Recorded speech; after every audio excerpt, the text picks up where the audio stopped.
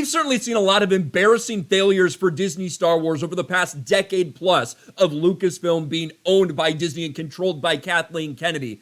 But maybe one of the more hilarious ones we witnessed was the Galactic Starcruiser Hotel. When they decided to roll out one of the most cringe-looking things you could possibly imagine, set in the era between The Last Jedi and The Rise of Skywalker, an era of Star Wars that so few people are actually interested in and fans have actively rejected. And you decide, you know what would be fun? If we create a hotel based around this era and we charge people $5,000 to fucking stay there. I'm sure that'll be a massive success. And it was anything but. From the moment they announced it, people were making fun of it and mocking it. When we started to see behind the scenes stuff, it got so bad, even Disney themselves were forced to acknowledge that it was really cringe and embarrassing because they deleted the commercials that they made for this thing in the very beginning. And we all know the story at this point. After it was open for less than a year, they announced that even though they tried to run cover, they tried to convince everybody it's not a failure, they could no longer do that. They had to openly admit that this thing that they invested hundreds of millions of dollars into building, that would be this cash cow for them, that it is a total disaster. And they announced that they're shutting it down subsequently after 17, 18 months, something like that, of actually being in operation. The Galactic Starcruiser officially shut down. Well, now some people at Disney are trying to explain away why this thing failed. And I guess the best reason they could come up with is because the audience is just so stupid. Their customers, their consumers, they're just so dumb that they didn't really understand what it was.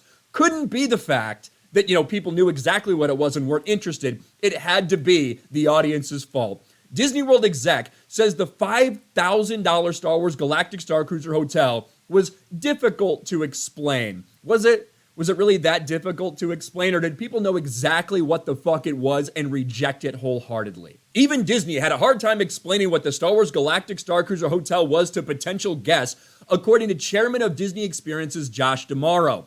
What was easy for people to understand was the price tag. The LARPing experience could cost upwards of $5,000, and its hefty price tag was roasted by the media before the hotel even opened to the public. Like a spacefaring Hindenburg, the Star Wars Galactic Starcruiser Hotel crashed and burned, was shuttered less than 2 years after opening. Disney took a multi-million-dollar write-down. I think a $300 million write-down when they officially closed that. Still, D'Amaro defends the project as innovative and said it was brave of Disney to even try such a thing. That's such bullshit. They're trying to give yourself credit. Yeah, this never really had a chance, but we took a stab at it anyway because we thought we could do something incredible. This would have been easy. This is an easy home run. Just theme it around Star Wars that people actually fucking like. That's all you had to do. Make it, do something where people can go and interact with some of their favorite characters, set in the original trilogy, planets and things that they actually care about and are familiar with. Not the fucking sequels. People do not care about that era. Of course, it has its fans. When I say people, I mean it in general. The general Star Wars fan base right now has rejected the sequels, and they do not want anything to do with them moving forward. So no, they don't want to stay there and interact with Kylo Ren and Rey or any of this shit with the First Order. They don't want that. Here's the quote for this thing. "This is something that had never been done before," D'Amaro said. "It was difficult to even explain to the public. And I think it was incredibly brave for us to move into this space. And this, to me, says Imagineering is still at its best today. Those learnings are still being employed in next experiences, which we haven't even announced yet." Yeah, very, very stunning and brave of you to, instead of taking responsibility, and said, we failed because we didn't actually give people Star Wars. It didn't look like Star Wars. It didn't feel like Star Wars. It was fucking cringe and gay and stupid. No, you could have done that.